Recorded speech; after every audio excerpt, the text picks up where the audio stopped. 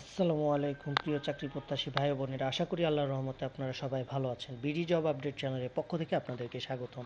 আজকে কিন্তু দারুণ একটি মেগা সার্কুলার নিয়ে আপনাদের সামনে হাজির হয়েছি।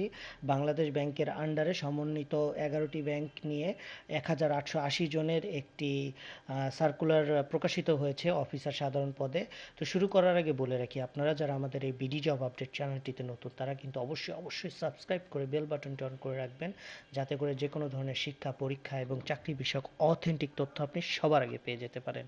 তো চলুন দেখে আসি আমরা কিভাবে আবেদন করতে পারবো, কবে লাস্ট ডেট এবং কী কী রিকোয়ারমেন্টস রয়েছে।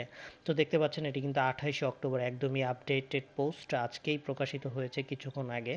তো এখানে আপনাকে আবেদন করতে হলে আপনাকে কোনো শিক্ষিত বিশ্ববিদ্যালয় হতে স্নাতকোত্তর ডিগ্রি অথবা 4 বছর মেয়াদী স্নাতক বা স্নাতক সমমানের ডিগ্রি থাকতে হবে।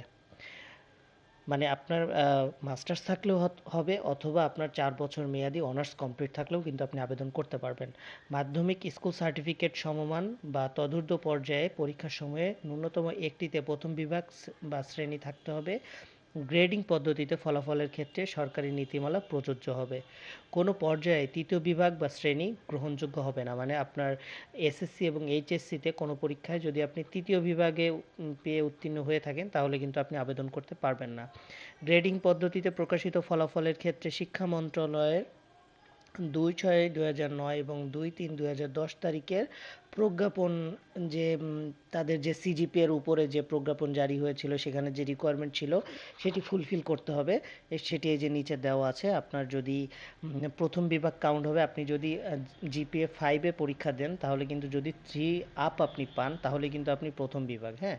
আর 2 থেকে 3 পর্যন্ত কিন্তু দ্বিতীয় বিভাগ। কিন্তু আপনি যদি 3-র কমে পান, ধরেন আপনি 2.75 পেলেন অথবা 2.93 বা 99 পেলেন, তাহলে কিন্তু আপনি তৃতীয় বিভাগ হিসেবেই বিবেচিত হবেন। সেক্ষেত্রে আপনি এখানে আবেদন করতে পারবেন না।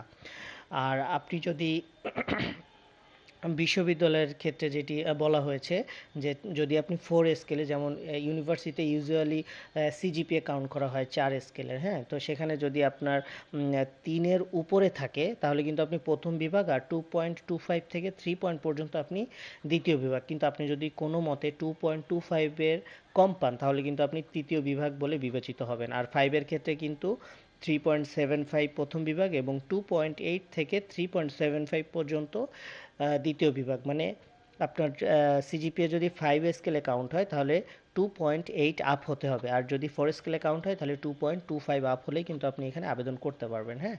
এখানে বয়স সীমা কিন্তু 32 বছর। আর মোস্ট ইম্পর্টেন্টলি এখানে কিন্তু আবেদনের শেষ তারিখটা অবশ্যই মনে রাখতে হবে, নভেম্বর মাসের 30 তারিখ পর্যন্ত রাত 11টা 59 পর্যন্ত আপনি এখানে আবেদন করতে পারবেন। ওকে, তো এখানে সঠিকভাবে আপনি আবেদন করে নেবেন।